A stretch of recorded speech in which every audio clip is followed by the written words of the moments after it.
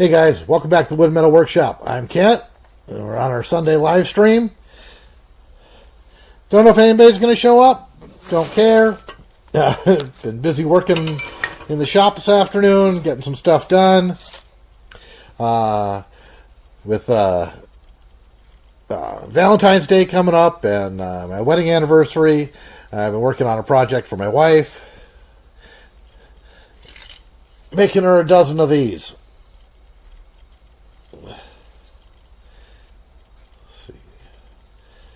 Yeah, copper roses. I didn't realize how much work a dozen of them was going to be, but it's a handful of work. This is the first one. Not quite as nice as I'd like it to be. We'll see if we can get the other ones to be a little bit nicer. We got a little more shaping left to do on this one. I got to find my bending pliers. They're like needle nose, but they're round cylinders that come together.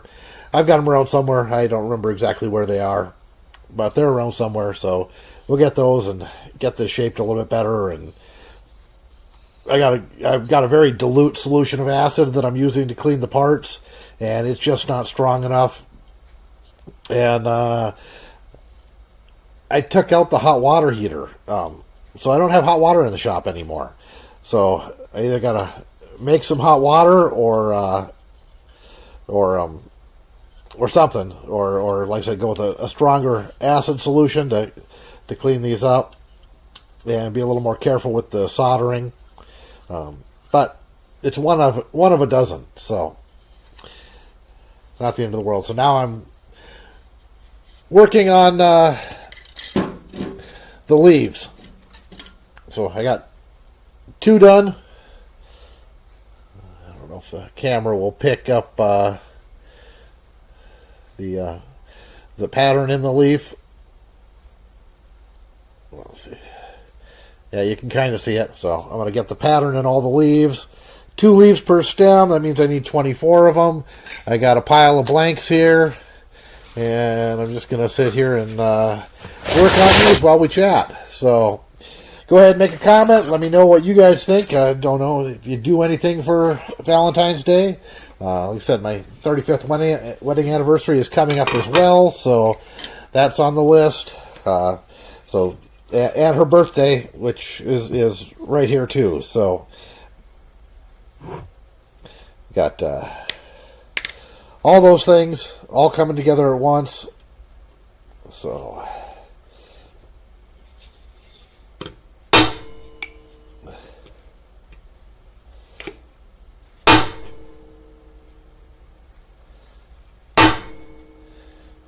anyhow, so that's what's going on in my life today.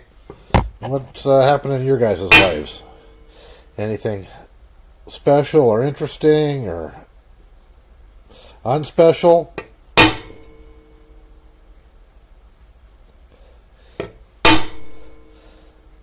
How loud is that for you guys? Is that annoying? If it is, let me know. Not that I'm going to stop, but you never know. I could. Anyhow, it's just making a bunch of these while we chat. So if you have any questions about the shop, projects, upcoming projects, put it there in the comments and we'll see what I can do to answer them for you.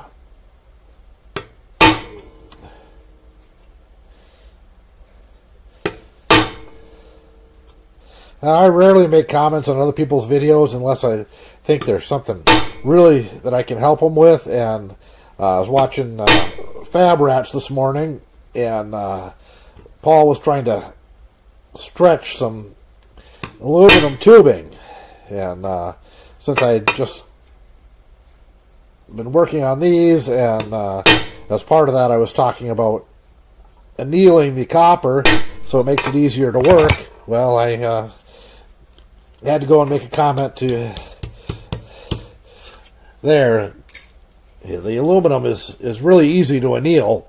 Not as easy as copper or brass sheet, but so the copper I'm using for this project is old pipes. 3/4 inch copper pipe, and so I got a pile of it. So, and it didn't cost me anything, so it was free, and that is hard when you get it. So, in order to anneal that, you just heat it up to a dull red and either let it air cool or drop it in a bucket of water, and it's soft after that and easily bendable like these. Easy to bend with your fingers. So, and same thing with brass. Same thing. Heat it up till it's dull red. Drop it in the water or let it air cool. Bends really easily.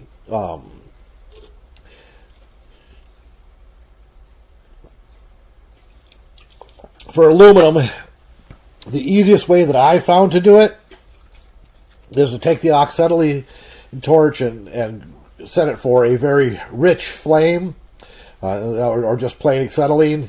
So it's putting off a lot of soot.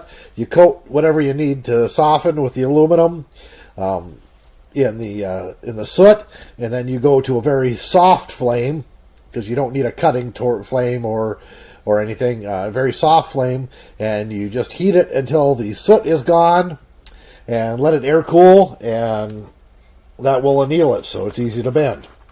So if you have brackets or something you have to bend out of aluminum, and you're finding that your aluminum's cracking, all you have to do is anneal it, and that will take care of it for you. So it'll make it easy to work with, easy to bend. So I'm just drawing my center line on all these leaves.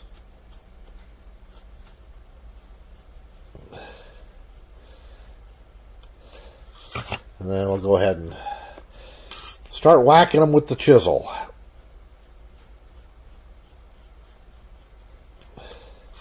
Putting the veins in them.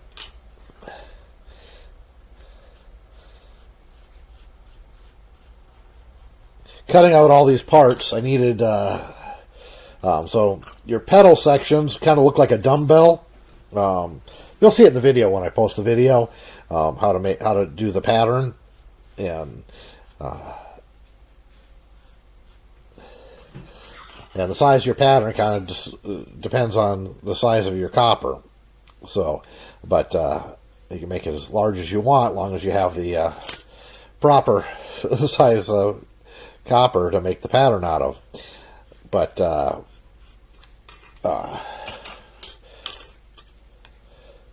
where was I going with that?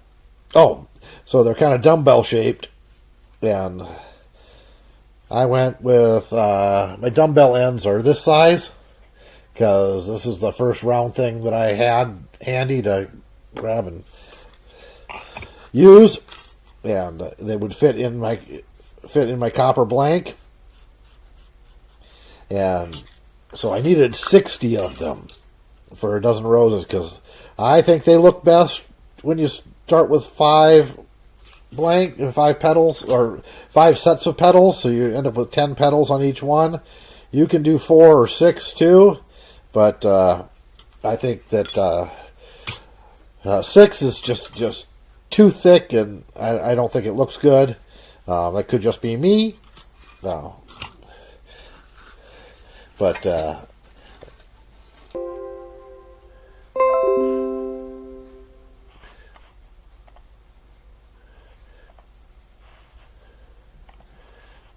why is this stuck here?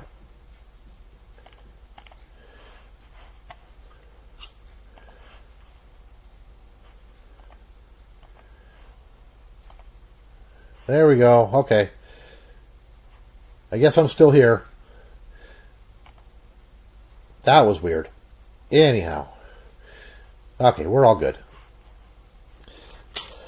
So yeah, so I think 5 is the perfect number for doing the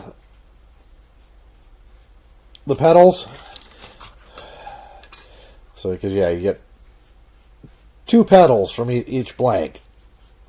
So I think 5 is a good number. You get 10 total petals, and then the leaves, You can do as many as you want, but I like 2. And I just made these out of the leftovers after the offcuts from making the pedals. Most of them. There are a few that I made out of other offcuts, but bigger offcuts. So, and then for the leaf that goes directly underneath the pedals, I just ordered some copper from Amazon. So, some copper sheet. I think it was 20 gauge. Anyhow,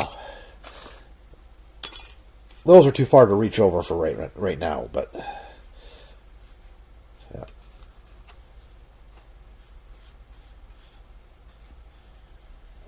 Sorry, it's just working on my wife's birthday, Valentine's Day anniversary present.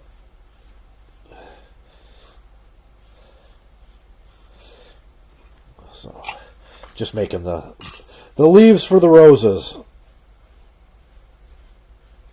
If you just joined us and you want to see the roses, go ahead and put it there in the comments, and I'll show you the first. I got one done,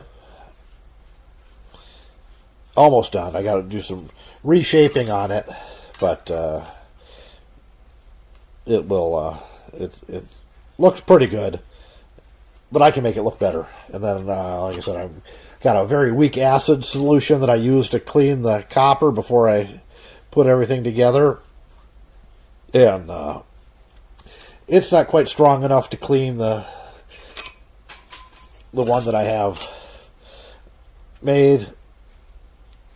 So I'm going to have to make a little bit stronger solution, or a drop one of my leaves. Where'd it go? There it is.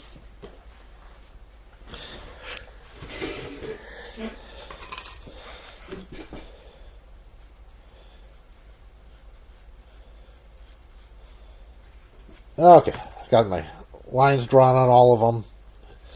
Just drawing a line down the center where you want the line to be. Just makes it a little bit easier.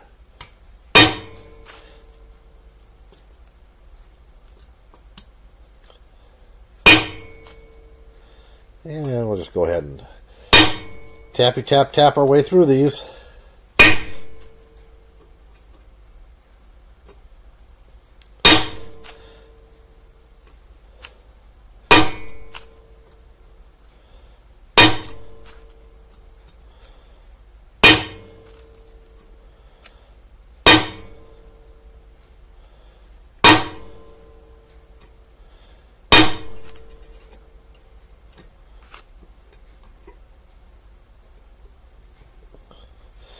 If you want to see what I'm doing, go ahead and put it in the comments, and I'll re-aim the camera for you so you can see what I'm working on. You don't have to look at my pretty face.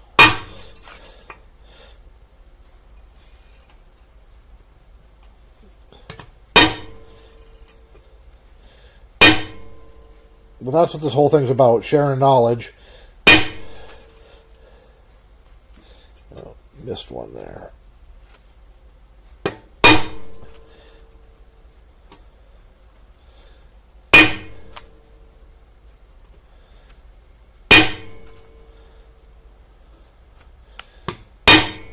Nice thing about this project is nothing has to be perfect or symmetrical, because nature isn't perfect or symmetrical. That one's just fine. Okay, let me re-aim the camera here for you.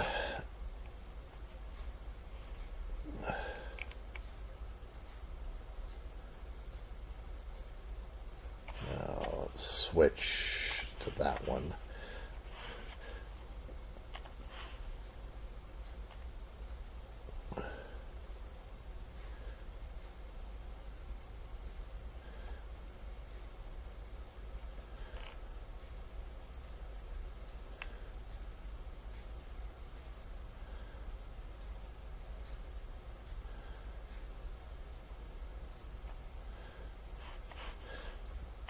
Is that one good?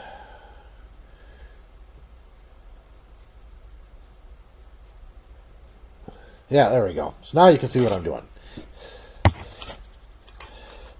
So just tap, tap, tap.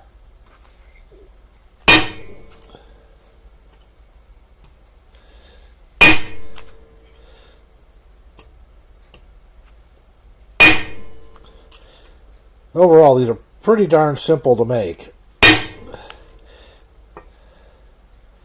Definitely no rocket science involved.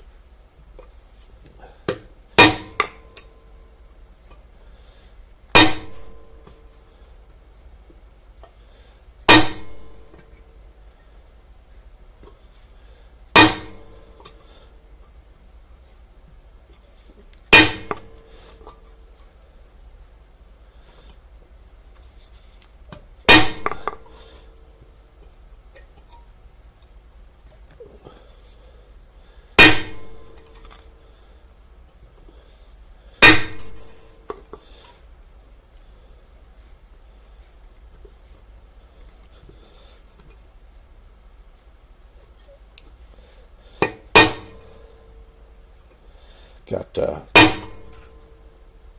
at least 24 of these to make.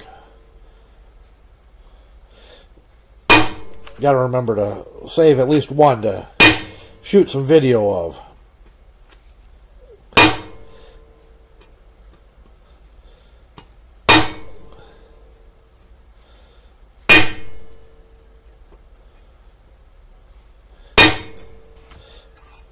Another one done.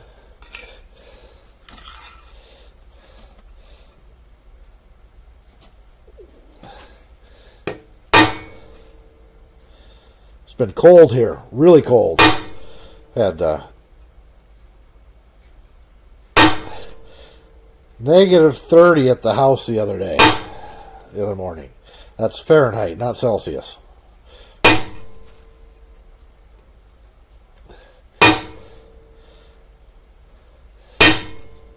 Miko did not want to go outside.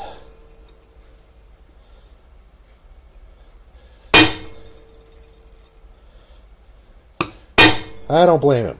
I didn't want to take him outside. But we did. We made it out. We did our business and came right back in. I don't blame him.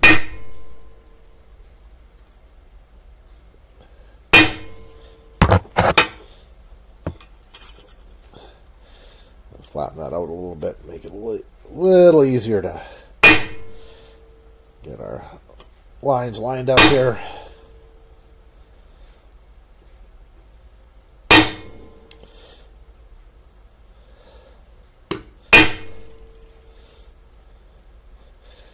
So yeah, so if you guys got any questions about shop work or upcoming projects or past projects or tools, I'll do my best to answer them for you. I just got to throw them down there in the comments, and I'll do our best to answer them. Here's the project we're working on right here. It's a copper rose.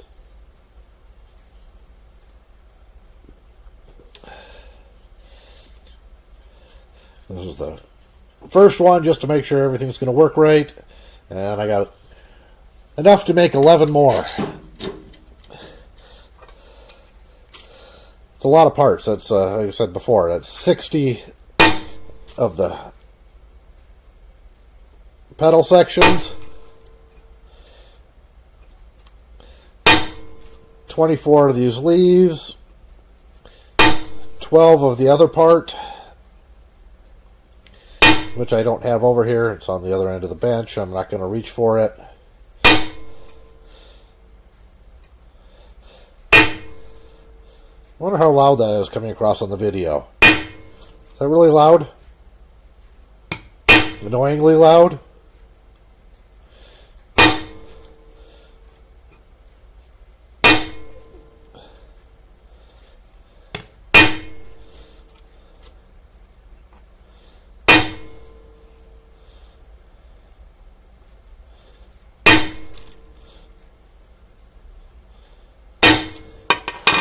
There we go. Another one done. I don't know how many that leaves me to go, but there's a pile here. So we'll just keep going and whacking away at it until somebody makes a comment, asks a question, and then we'll stop to do that. So if it's really annoying noise, make a comment. Other than, hey, that's really annoying. So it's annoying on this end, so I don't know how much the microphone's picking up.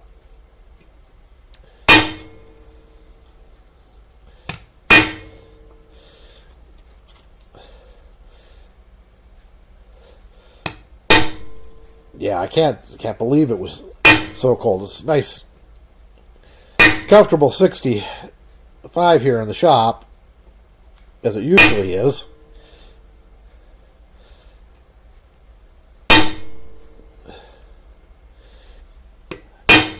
Because that's what I have the temperature set to. There we go. Another one done.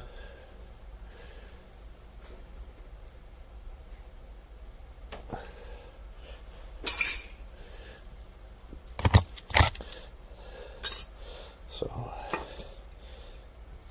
just keep working away on these till we have something else to do or I run out of them. If I run out of them, then I might have to turn the camera around and start doing some assembly. I've got set of parts. One of the stems, I made the stems out of just some bare copper ground wire. I think it was number 12. I got a spool of it left over from a previous employer, previous job, and so I just, the first one I did with 4 sections and decided that was too thick, that I only needed 3, so I did the rest out of 3. So I've got the one stem that's a little thicker, and I got the parts for that stem in the acid at the moment. Flat that back out a little bit. And then we can keep going here.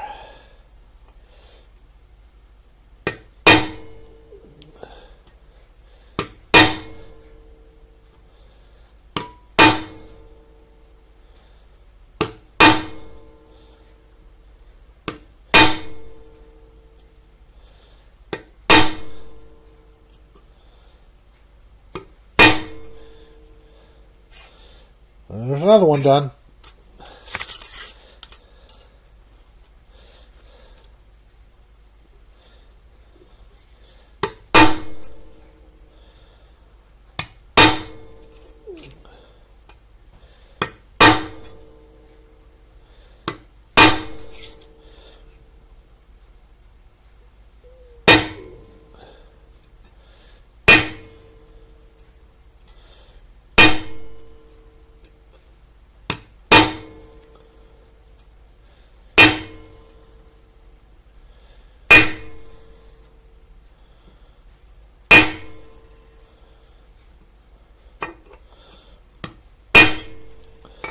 Yeah, it was so cold I actually called off work on Thursday and Friday this week. I haven't done that in years. Of course, I was also doing outside work. So, and at 20-something below, I didn't want to do outside work if I didn't have to. Client was good with it. I just rescheduled it for next week. And another one done.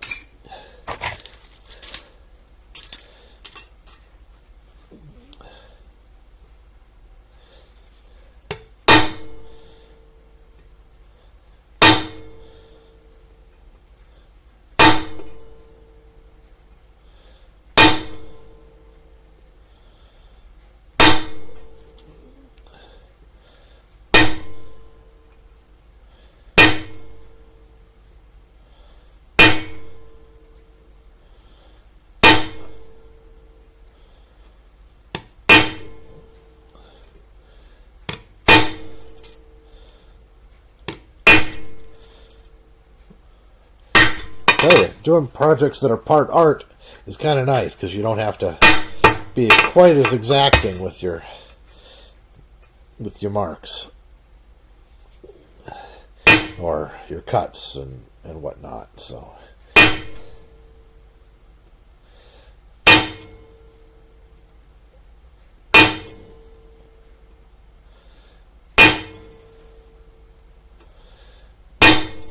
Gotta remember to save a couple to do on video for the camera.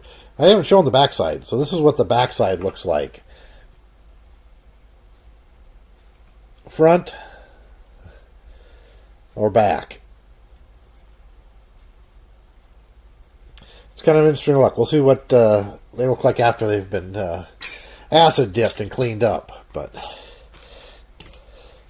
See which side I want facing up. Which side I want be the visible side of the leaf.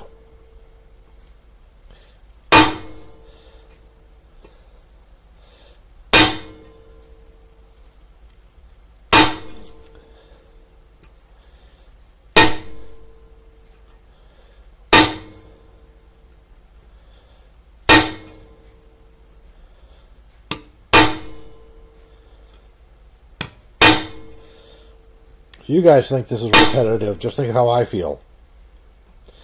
Okay, this is way better than cutting out the pedal sections.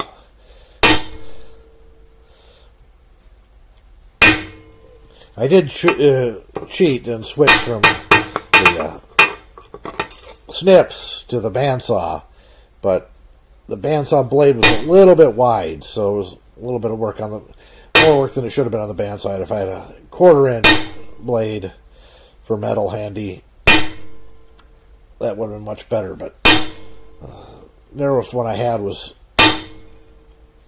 1/2 inch, and so it was a little tough making some of the curves, but we got them done, all 60 of them.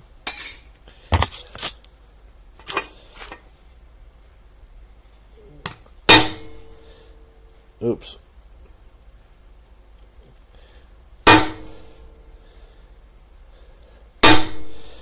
Got off the line there a little bit.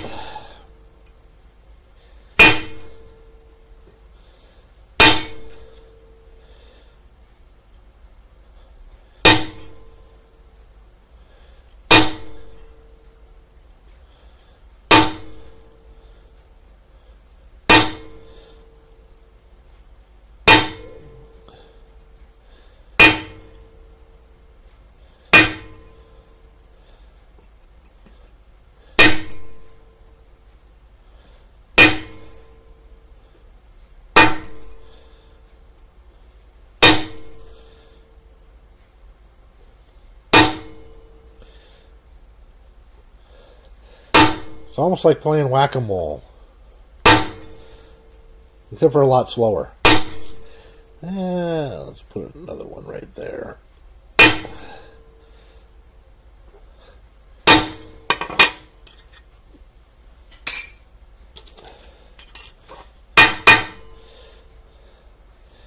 So, for those of you that just joined us, I'm making leaves for some copper roses. Decided with my wife's birthday and Valentine's Day and our 35th wedding anniversary coming up, that I would make her a dozen copper roses. Yeah, get her a nice vase for them, and thought that might make a good gift. This is the most of these I've ever made at one time. Typically it was always just one or two for different projects.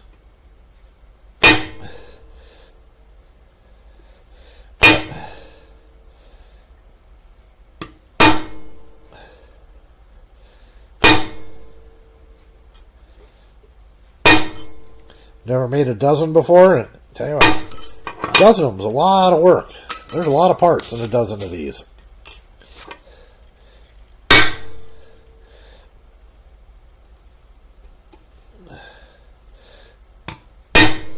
There's 12 stems, of course. And you figure 3 wires a stem. So that's 36. And then you have the pedal sections. There's 5 of those per row, so need 60 of those. I like 2 leaves per stem. Well, that's 24 of those. And then you have the base leaf pieces. I don't know what those are called, underneath the pedals, directly under the pedals. There's 12 of those.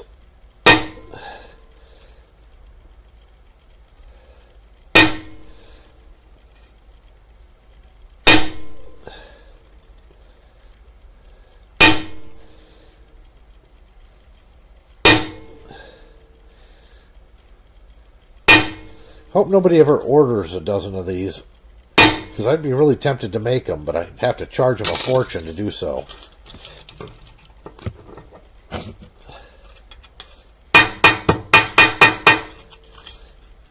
That one really curled up.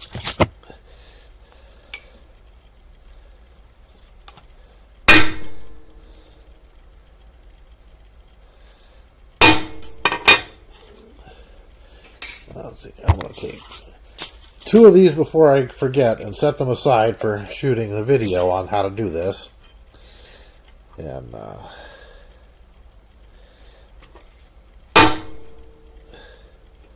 let's get the rest of them done here.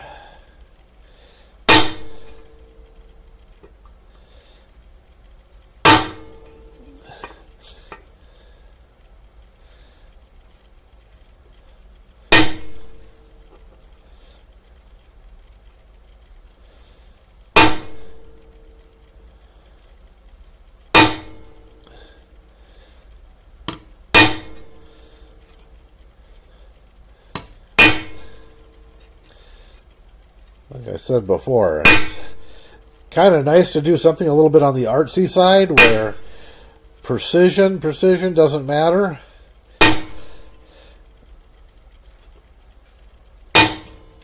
It's still got to look good, of course, but you're not making all these parts that have to be 100% identical. It's better if they're not identical, because I don't know if you guys have looked outside lately, but nothing out there is identical. Not at all. So they're close, but as I say, no 2 snowflakes are the same. Same with rose leaves.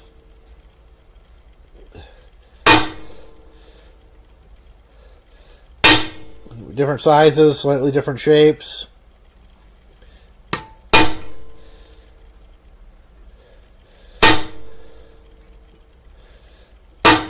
Evidently different spacing on the veins on the leaves, because I'm certainly not being careful about that.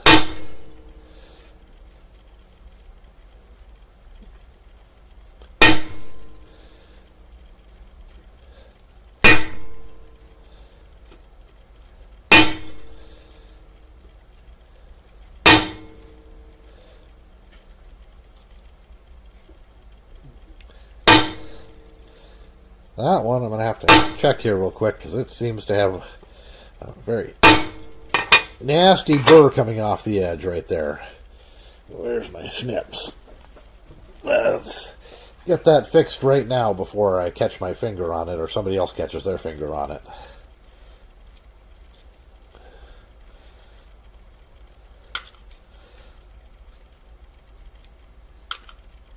There we go.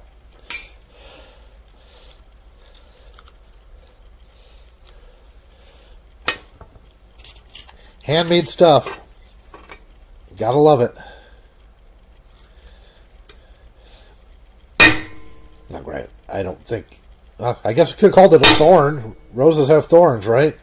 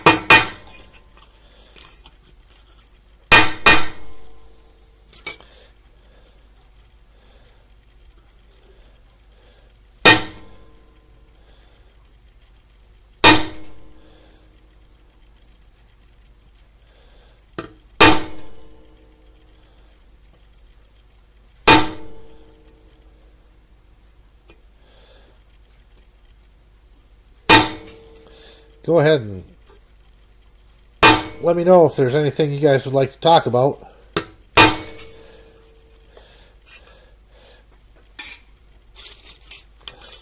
I'm more willing to stop doing this for a little while and do something else.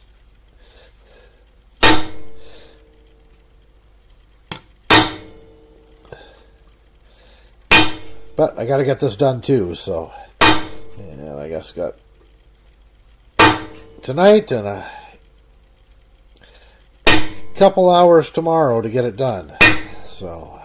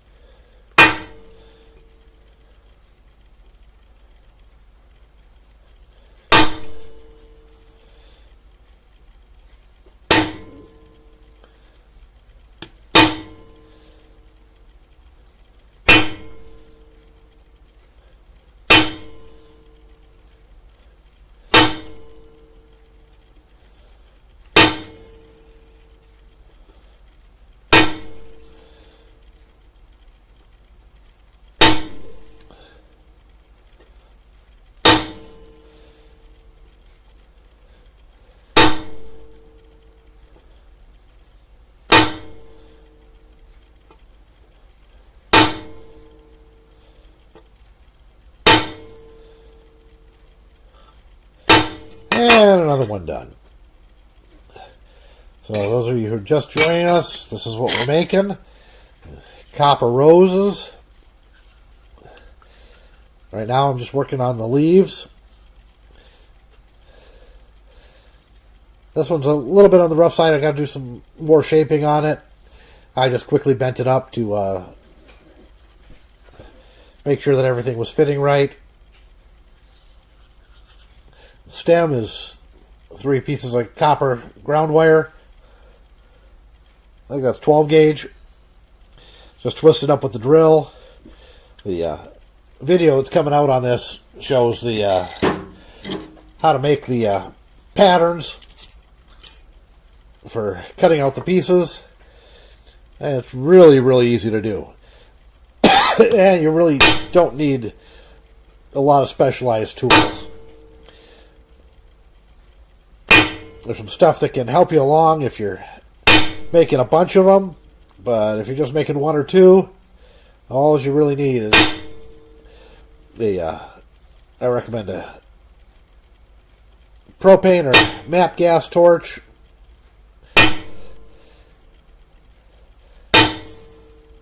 a pair of tin snips, or 2. You can do the left and right cutting ones.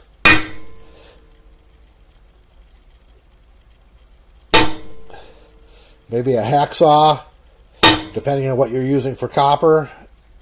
If you do like I did, you're using reused old copper pipe, repurposed copper pipe, then you got to cut the pipe to length and split it down the side. You know, a hacksaw, or in my case the bandsaw, worked really good for that. To cut out the pieces, you just need the tin snips, and then a straight bladed cold chisel, and a hammer. Supplies are just really easy. It's just copper sheet of some kind. Like I said, I reused some 3/4 inch copper pipe. I've done it out of 1/2 inch copper pipe. I've done it out of old copper sheet. I've done it out of new copper sheet. I did order some new copper sheet for the 4 pedals that go under the directly under the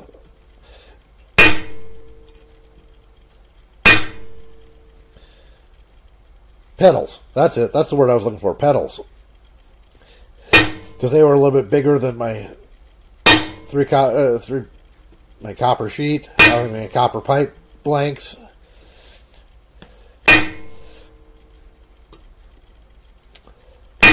And I wanted some for another project too, so worked out.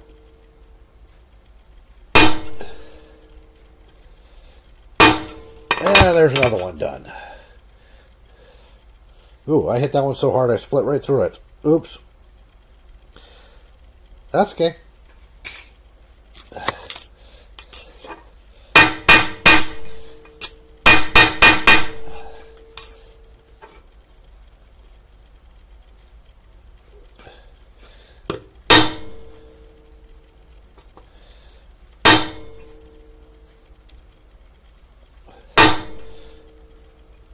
Alright, yeah, the video that's coming out will show you exactly how to make the patterns.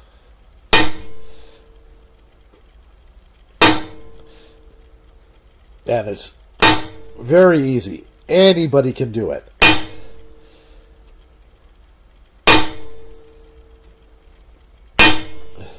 You don't have to be some kind of drawing whiz. You can do it on the computer.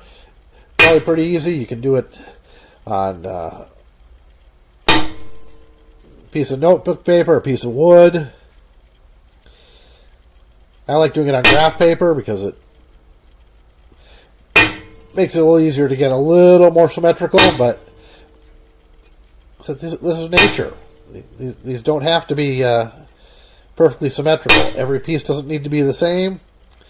If you mess up cutting it out a little bit, it's not a big deal, because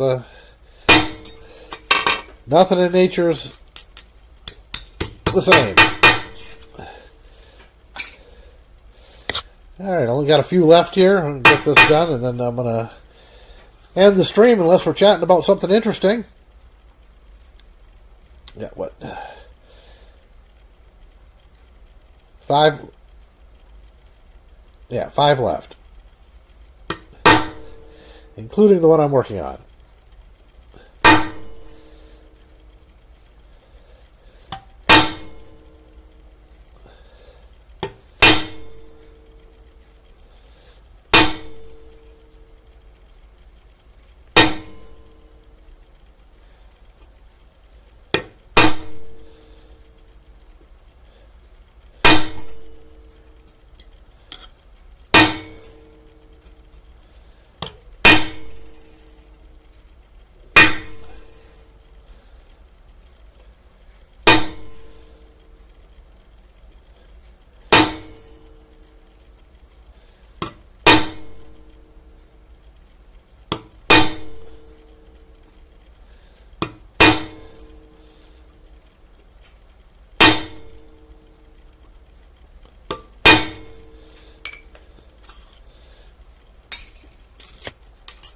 Four to go.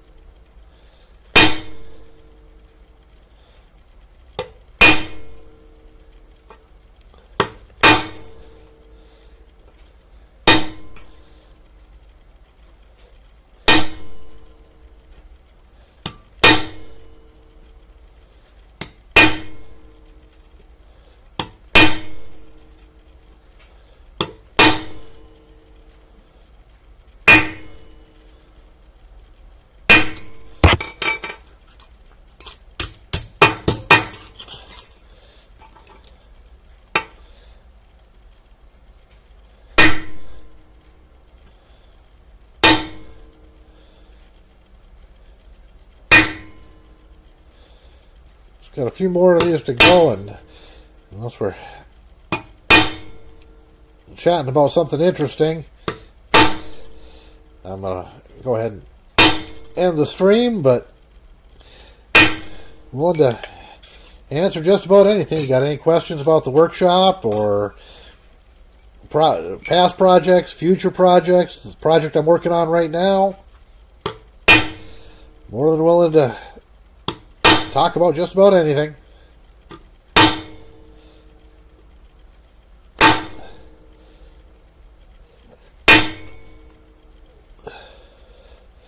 Not to mention, if I'm talking about something, I can't make all this noise.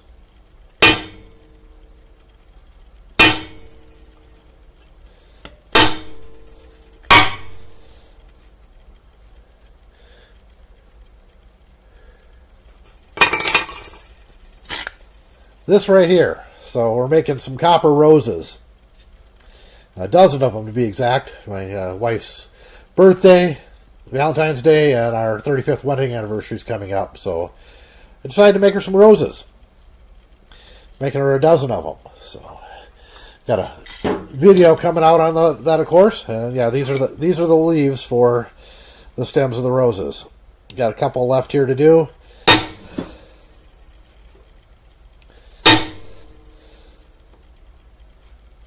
Pretty easy process. Anybody can do these. When the video comes out next week on how to do this, you'll be amazed at how easy this actually is. And how little equipment and tools you actually need to do it.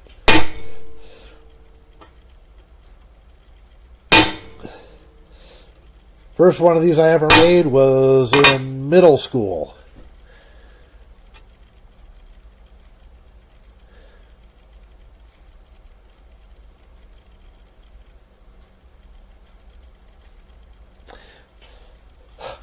So I'll have a video coming out next Saturday on the whole process of doing this. From drawing the patterns and to doing the whole step-by-step process. But it's really easy. The first one of these, and you don't need much for tools. The first one that I ever made was back in middle school metal arts. And of course, I made it for a girl that I had a crush on. And But it was, I made it with a jeweler's fret saw, a hammer, a chisel. That's pretty much it. And tin snips.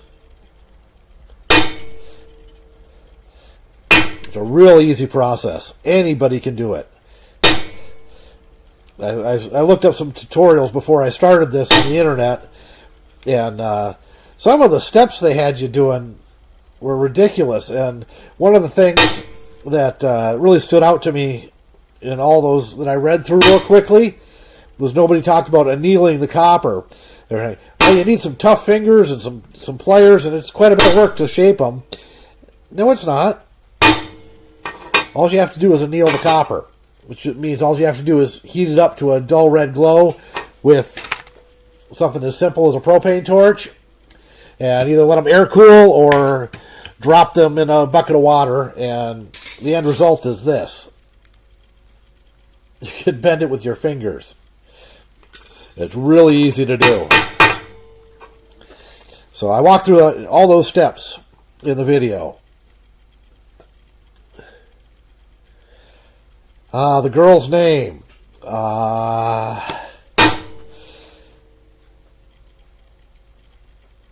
You're pushing me here. That was like 45 years ago. Maybe more. I can picture her. She had curly brown hair and glasses. Do I remember her name?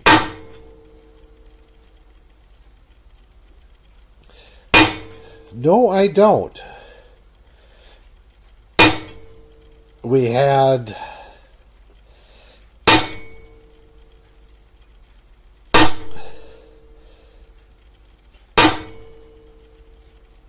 see, that must have been 8th grade.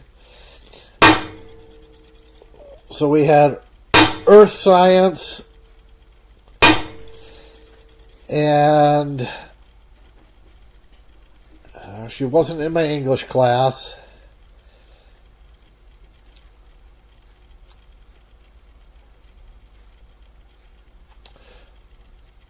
Math class together. I think those are the only 2 classes we had together. Last name was Helverson. Gina Helverson. Ha! So my memory really isn't that bad.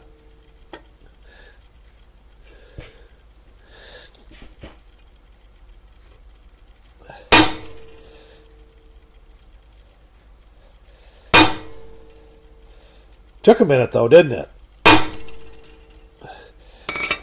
Sometimes it's just putting 2 and 2 together, and you end up with the answer.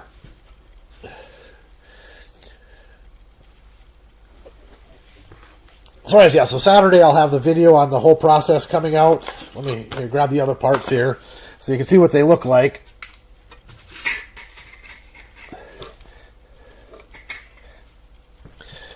So this is what makes up the pedals. That shape there. It's kind of a hourglass, figure 8 kind of shape. And I'll show you the proportions and whatnot and how in the video. And then this is the leaf section that goes underneath the pedal, directly underneath the pedals. It's right here in this one. It goes right here. So and you don't have to do the leaves. I've made them without the leaves. I just like them better with the leaves and the length of the stem.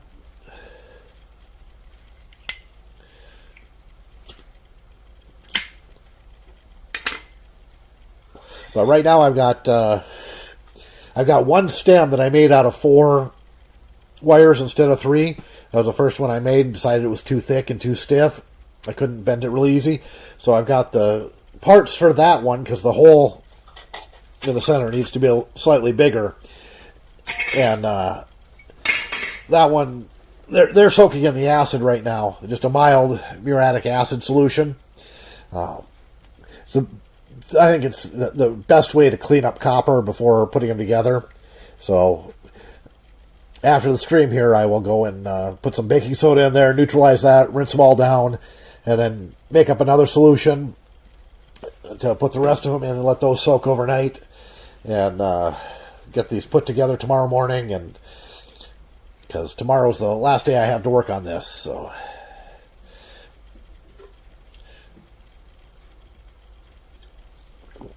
for a couple reasons. I've got work the rest of the week. It's already scheduled out. Kind of nice that it's picking back up again. It's been really slow for the last month.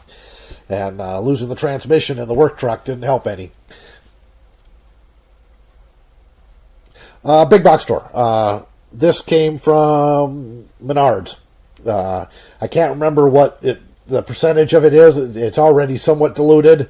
And then for cleaning copper, I like about a 5-to-1 solution. Yeah. Actually, 99% of the time, I don't mind my work. Because I'm doing something different every day, usually. I'm not tied to doing the same project, same thing over and over and over again. And even when I was doing like satellite dishes, every day was different because every house was different. So, it was that keeps me interested.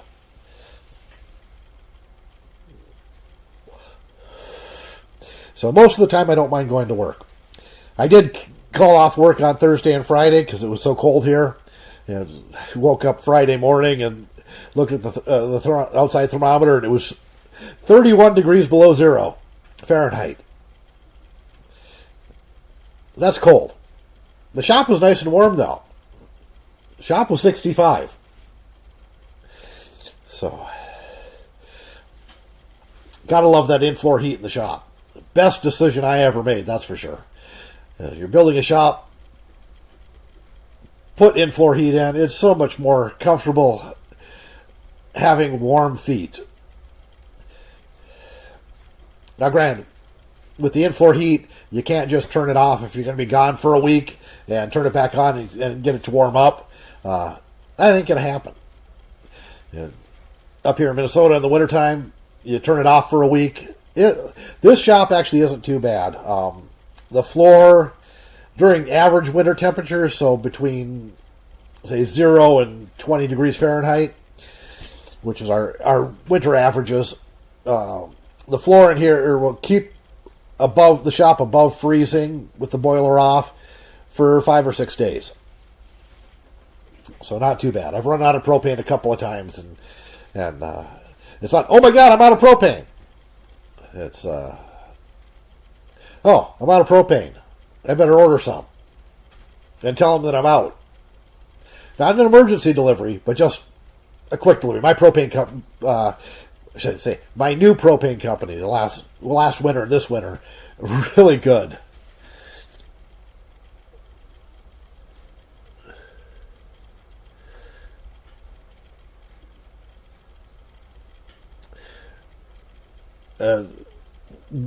Where are you? So west of the Rockies somewhere, but the valley just doesn't click with me.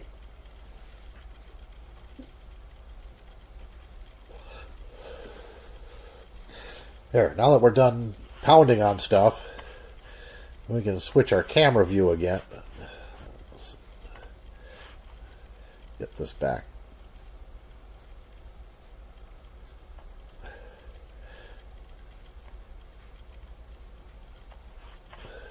Yee, I need a beard trim.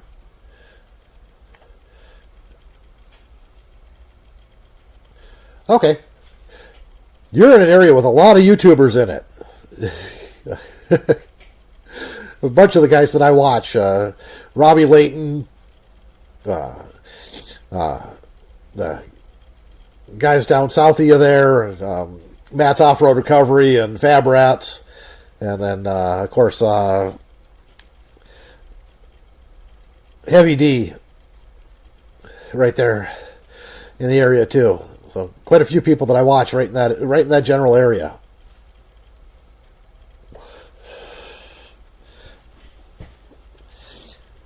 Yeah, so I've seen in their videos that you don't have a ton of snow.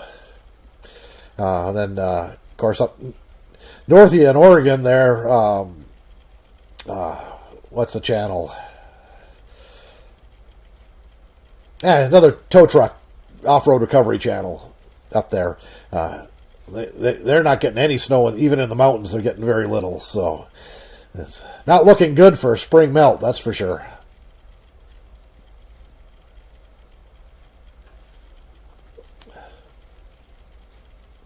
We don't have a ton of snow either.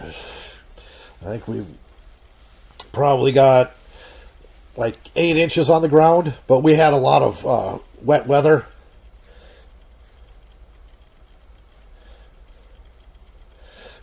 Yeah, we had a lot of warm, wet weather, so at least all the lakes are. So the shop isn't isn't my primary residence. This is our retirement building, where we're going to retire. The retirement home and the shop. I built the shop here because if I'm going to build a big shop, I'm not going to build it someplace that I'm going to sell. I want to build it where I was going to retire. So it's about 40 minutes between the two. And the other one's right on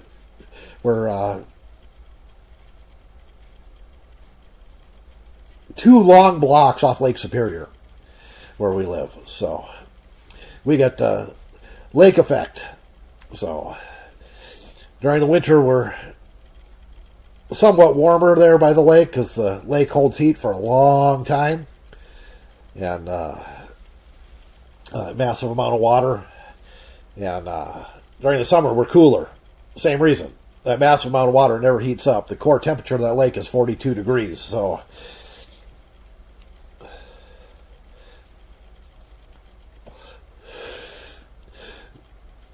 I'd blame them during the summer for just stealing all the water, period. Can't remember. I was watching a video not too long ago about how much water that Los Angeles gets from the Colorado River. That's just disgusting.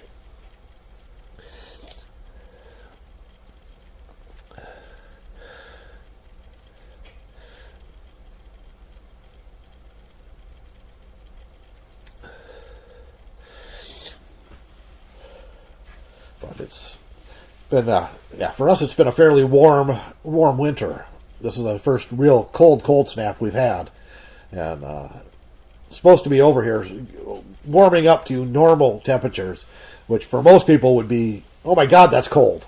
But you know what? It's you're used to it. I didn't even start wearing anything more than a hoodie till I think I wore my winter jacket like twice in December. And well, heck, just last week I was running around in just a hoodie. So you know, it's been a very, very warm winter here. But I have a rule that I don't put on winter clothing. I don't put on real winter clothing until it gets really cold. I can deal with a little bit of cold. And I think it helps with when it gets really cold. Being accustomed to the cold makes doing stuff outside much easier. I'm all stuffed up tonight for some reason. So yeah, you live in a beautiful area of the country. I really want to get. I got some projects that I'm hoping to get into the shop in the next year or so. I got a '62 International Scout 80 that I want to bring in, do a new frame, do 1-ton axles, get it, and some, I'll say 38-inch tires, and so I have something to take out there and go off-roading with, and hopefully not get stuck and have to call one of those channels that I watch. But I used to have a Jeep. I've been out to Eastern Jeep Safari a couple of times, and then my kids got older. They were doing sports and more school stuff and whatnot, and just had to leave those guy trips behind. So other priorities took place. So now that kids are adults and whatnot, it's kind of time to start doing some of that stuff again.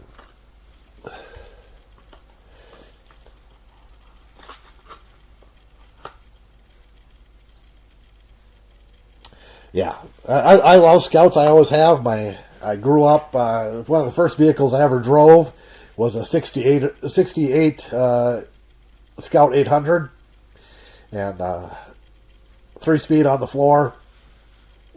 That was one of the vehicles that I learned how to drive in. I was like 10 or 11, something like that, when I started driving that around one of our properties on the trails and stuff, and somewhat on the gravel roads. As I got a little bit older before I had a license. So I've always loved Scouts. And then my daughter and son-in-law found the Scout 80, and it's really nice. It's got the factory tonneau, hard bed cover, and the half cab, factory half cab for it. So, but it's in rough shape. It's going to need a lot of pieces purchased or built for it. That's why I'm going to put it on a new frame. Then I'm just trying to decide what I've got a GM full floating 14 bolt already for it, and probably do a Dana 60 front end, maybe a Dana 70 if I can find one front end, and then the rest of the drivetrain's up in the air. It's not a huge engine compartment, so I don't know how big of an engine I can put in there. I'd like to put in a mildly built LS, or even like a stock 6.0 would be good, or a mildly built 5.3. I've been looking at that the Cummins little diesel. Kind of expensive though. Last time I looked, it was about $8,000 for that engine, but that would fit in there perfectly. And tons of low end torque and decent amount of horsepower, so you can actually get a little bit of speed out of it if you need it.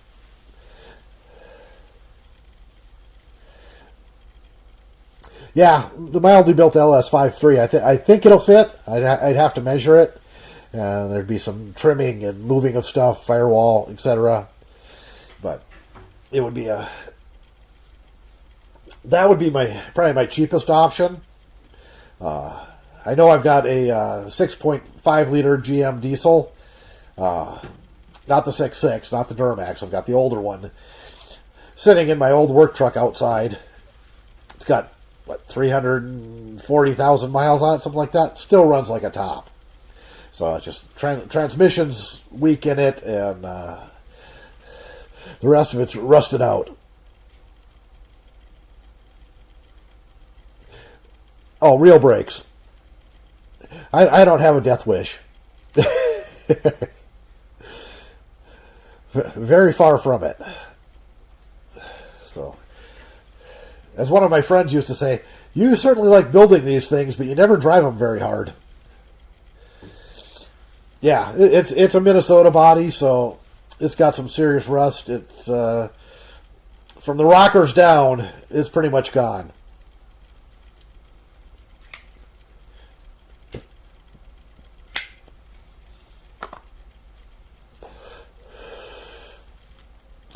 But I see that there's a company repopping most of those lower body panels, so getting them shouldn't be too hard. And if not, they're not a simple. They're not a really complex part to build. Little run through the rollers, and you can get the curves pretty much, and the brake to bend them and whatnot. So all those panels can be built if I had to.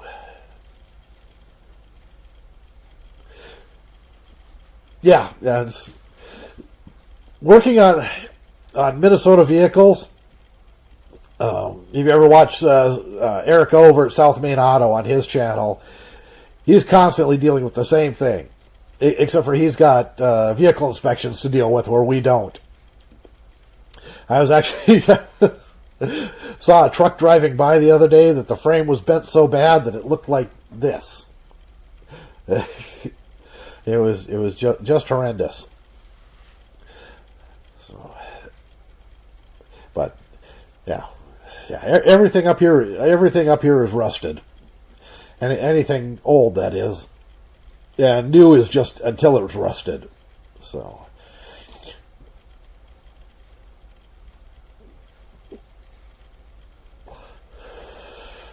On a good note, that's gotten me really good at rust repair over the years. Nothing I do is not body shop perfect, but everything I'm doing is, work trucks and that kind of stuff. So it just has to be good enough. Not letting the wind in kind of thing. So, and with the availability of body panels, it's gotten so much easier to do the rust repair.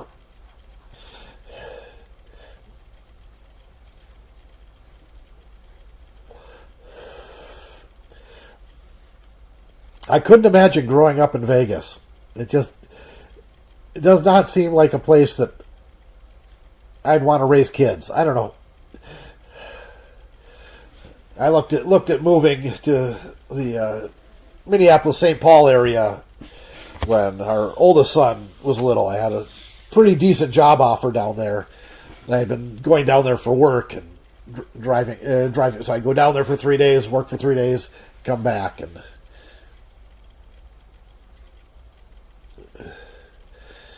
no, not when that wind is 20 below. I mean, when it's 90 out, that's not too bad. But when it's 20 below, it's not any fun at all. I don't care how good your heater is.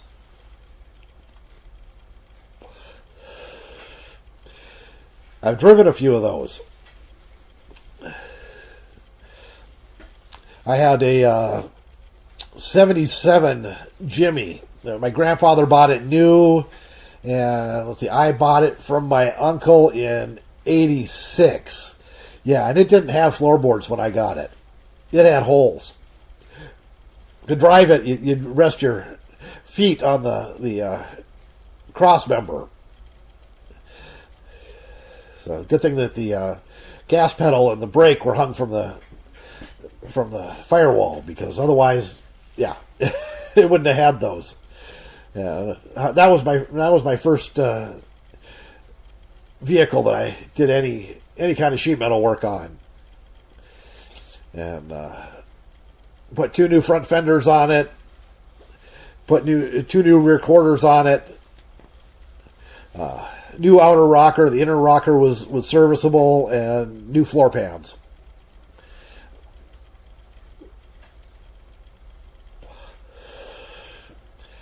Yeah, I was 18 when I did that. A long time ago. I was so sad when I blew the engine in that.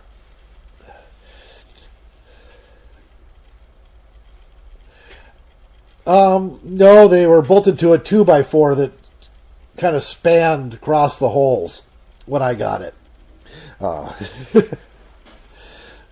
The back was still good, but the front seat mounts were bolted to the driver's side was bolted to a 2x4.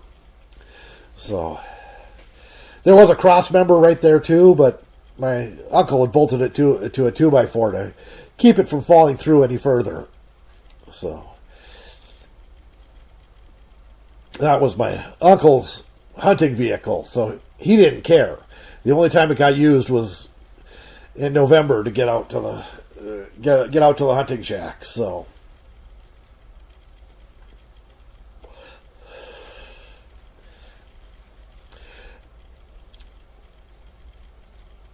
I'd like one, but I've got that Scout project, and then I've got Project Deer Slayer. It's on my channel. Just got that back from my son a couple weeks ago, and that one needs rockers, inner and outer rockers, and fenders, and I haven't decided if I'm going to do a flatbed or a or do a or fix or new bedsides. There's that one's more important. That's the Duramax. That's my big towing truck, and I need to keep that one around. And not to mention, if you watched any of my other live streams, you've seen Miko in them, our 150-pound Mastiff puppy. And yeah, with the regular work truck, he takes up the passenger seat and the middle seat. So I need the crew cab back for him if we want to go anywhere. So, and it's serviceable and drivable, but I want it nice. So that's going to be the first one coming into the garage to get the body work done on. We'll get that one done before we start the Scout project, but because that one I need.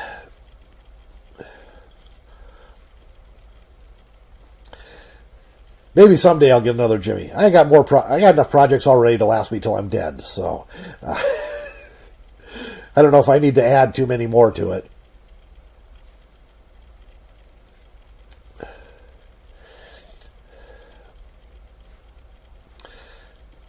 Not to mention finding Jimmy in good shape. There's lots of Blazers around, but not too many Jimmys.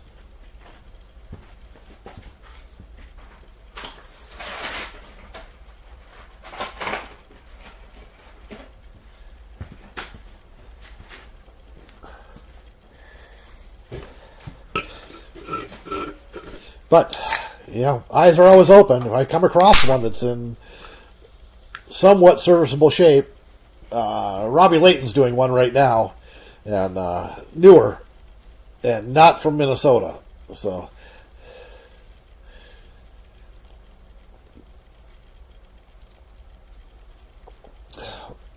I've decided that the Eternal Project list is what keeps me young, is what keeps me going.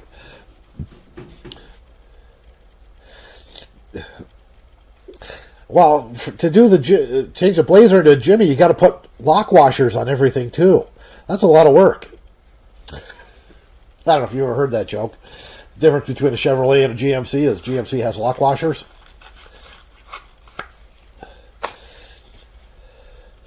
So, yeah.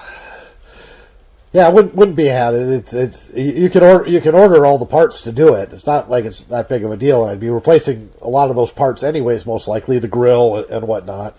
Yeah, so doing badges, and if it's a 77, most likely it's going to need fenders, almost guaranteed. Inner wheel wells and fenders, and then have to. Well, I can take the 6-liter LS out of my 01 Chevy, rebuild that and put it in there.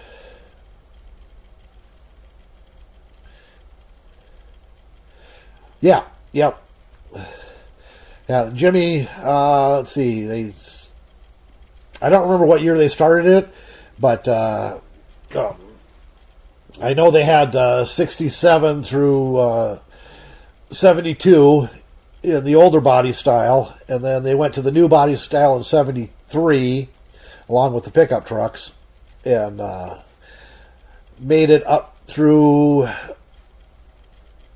in the square body through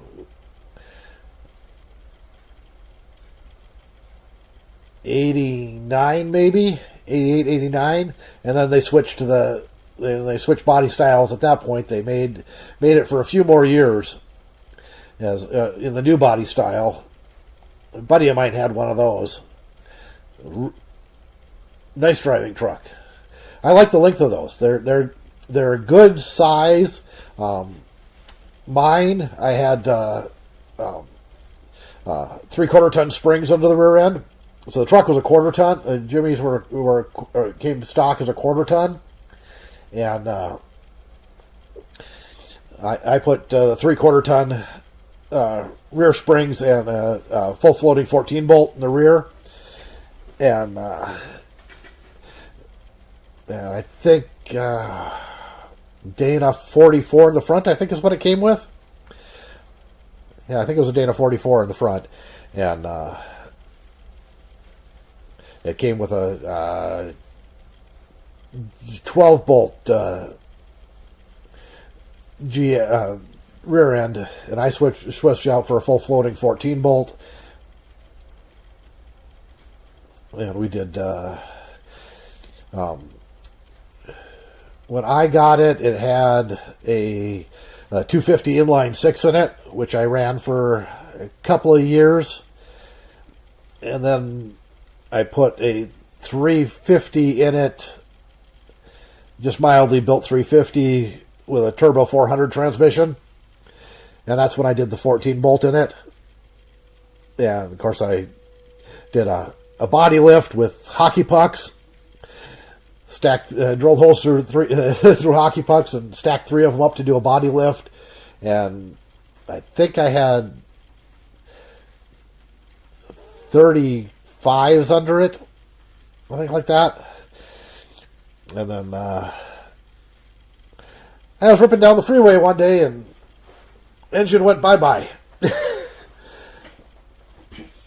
So, at that point, I had just finished rebuilding my 75 GMC pickup, and that was a frame off, redo the whole thing with a Cadillac 472 board 60 thousandths over, and according to the article that I was following,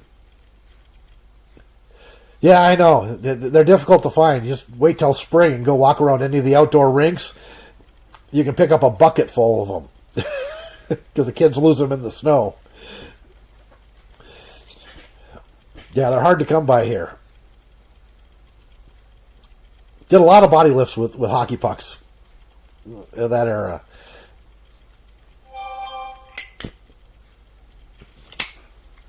The only thing you had to buy was some longer bolts. So we did a lot of those to a lot of guys' trucks. Yeah, so I blew up then I had that 75 GMC, which I just sold a couple years ago.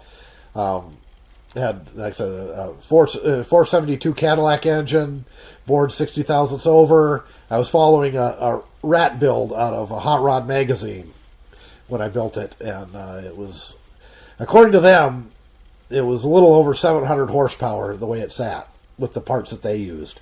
So, and I used the exact same parts, followed the build plan, and so it was a little over 700 horsepower. And that one had the NP203 full-time transfer case in it, and I could spin all 4 tires on dry pavement. Loved that truck. And then I was at a mud pull, and had a guy came up to me and offered me a bunch of money for my engine. I sold him the engine with the deal that he would put a mild 350 into the truck for me, and he and his buddies did it right there in the field at the mud pull. There were about 6 of them. Took them about 4 hours to pull my engine out and put his engine in, and I think I had so that would have been, built that truck in 1990, I think, is when I finished it. And, yeah, it was the same year my oldest son was born, so 1990. And I think with all the machine shop and all the parts I had into it, I was into that engine for about $2,500. Boy, has the world changed, right? Now it'd be, $25,000 to build the same engine. And he gave me $4,500 and that 350 engine. And then when I blew up the 350 engine cruising down the freeway, in that one, I put a 400 small block in it. Oh yeah, well, we could do a 350 swap in probably an hour and a half. If we were in my old shop. Had the overhead gantry, pop the hood off, and boom, that thing would just fly out. You could put a new one in no time at all. Of course, they were a lot simpler then, too. You only had a couple of wires you had to do.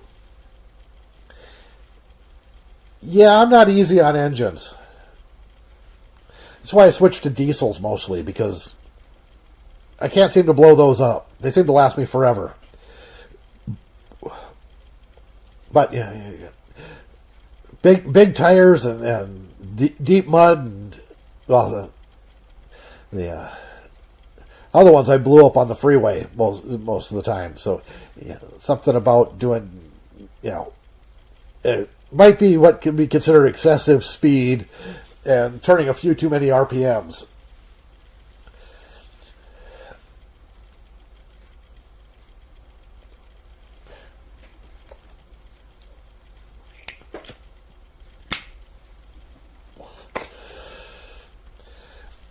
Yeah, I think I've probably blown up at least a dozen engines over the years. Mostly doing, mud runs and tractor pulls, that kind of stuff. Hey, there you go. Extra legal velocity. I like that. That's something else I don't do too much anymore. Just not worth it anymore. Tickets have gotten too expensive. Insurance has gotten too expensive.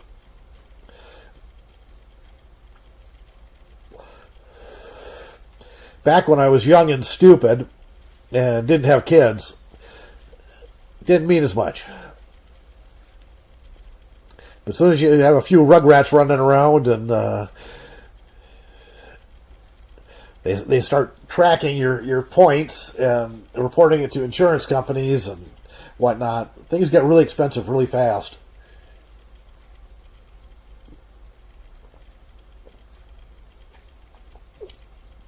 And how can you tell your kids not to do something if you do it?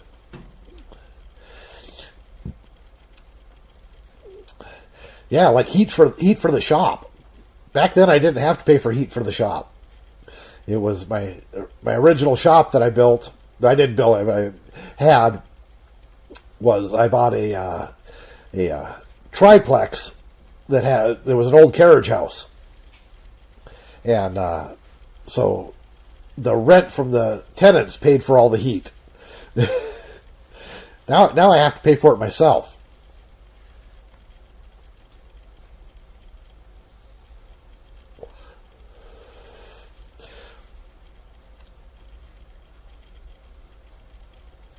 Oh yeah, now that they're older, I can tell them those stories. And every one of my kids has learned how to handle, driving in snowy conditions in snowy parking lots with rear-wheel drive vehicles and front-wheel drive vehicles, but more rear-wheel drive, so they know what to expect when their rear end decides to pass the front end. Just like all my kids, before they could get their driver's licenses, had to show me that they knew how to change a tire, check the oil, check the transmission fluid, check all the fluids, and how to do brakes.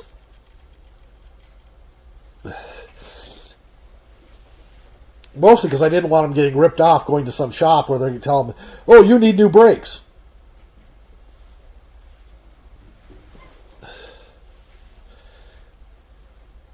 Yep, they get to do donuts. That was the one thing my son said when he brought the truck back. We were talking about a week later, and he switched into a GMC Terrain all-wheel drive. Actually, I don't think my oldest can drive a stick, because I don't have any sticks right now. My daughter, when she was learning, my kids are like 6 years apart. So when my daughter was learning how to drive, I borrowed a vehicle from a friend of mine, family member, who had a stick because she wanted to learn stick. And same with the youngest one. borrowed a vehicle so he could learn how to drive a stick. I don't know if the oldest one knows or not. I'll have to ask him, because I don't remember teaching him how to drive a stick. He could drive the tractor. It's got a stick. Does that count? He doesn't like driving the tractor with a stick. He wants the other the old. I traded tractors. I sold the one with the hydrostatic drive and bought one that's got a stick. And he doesn't like driving the one with the stick. He wants the one with the hydrostatic drive.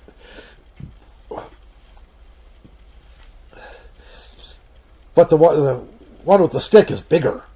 That's better, right? It's pretty much got the same engine. They're just, the new one's an 83. The old one was a 2008. So, what is that, 25 years difference in ages of the tractors?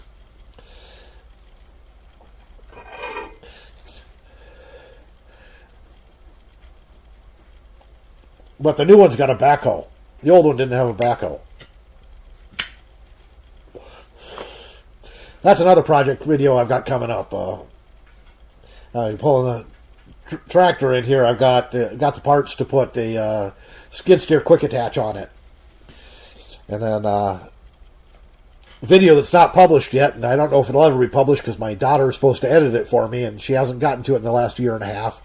I built a set of forks for the old tractor, and she's supposed to edit that, but I got to change the forks over to a skid steer quick attach from the John Deere quick attach. Oh yeah, you just put it in whatever gear you actually want and let the clutch out. You don't actually shift while you're moving, so.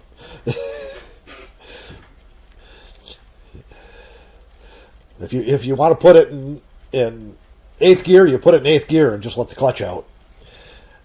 Hopefully while it's idled down, not while it's idled up, because this tractor will launch you. It moves along really good in the high range. In 8th gear. It's doing, 40 miles an hour.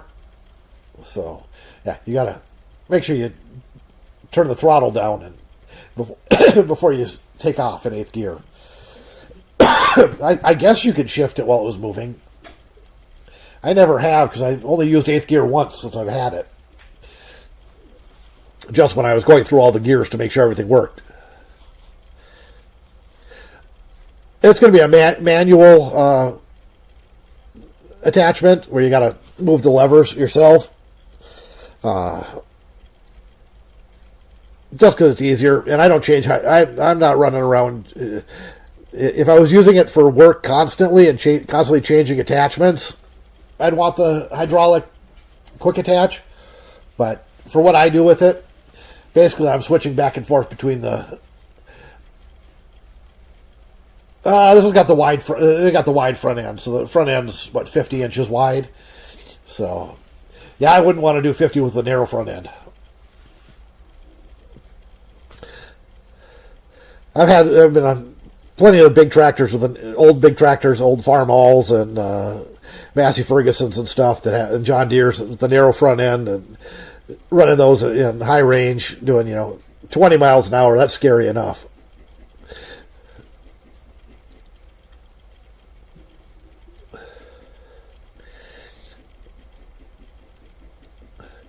So, any projects or short videos that you'd look forward to seeing on the channel?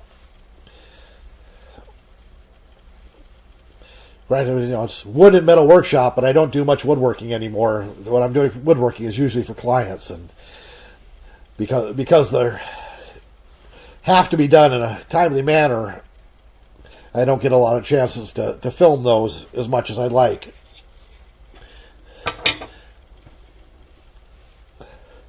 The metalworking stuff, a lot of it, the clients are different, the time frames are different, and a lot of them I'm doing for myself. So I have as much time as I want to work on most of those.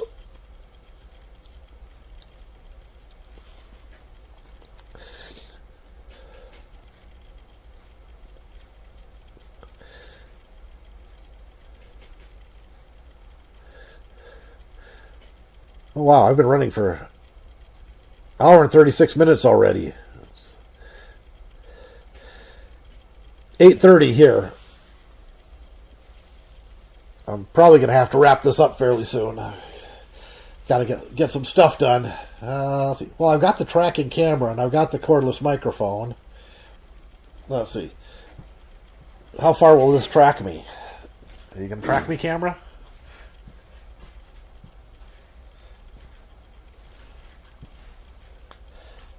I don't know. Let me see. Is it going to? Does it track?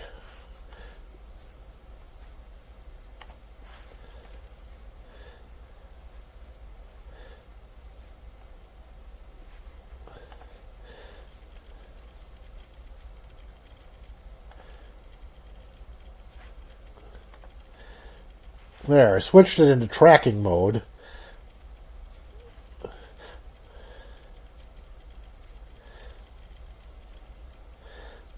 Me too. Tools are cool, and creating stuff is one of the best things we can do as humans. Well, if it's your dinner time, I'm going to cut this off here, and I'll be back here next Sunday at 7 p.m. Central Standard Time if you want to come join me again. Thanks for the conversation. I really appreciate it. Don't forget to subscribe.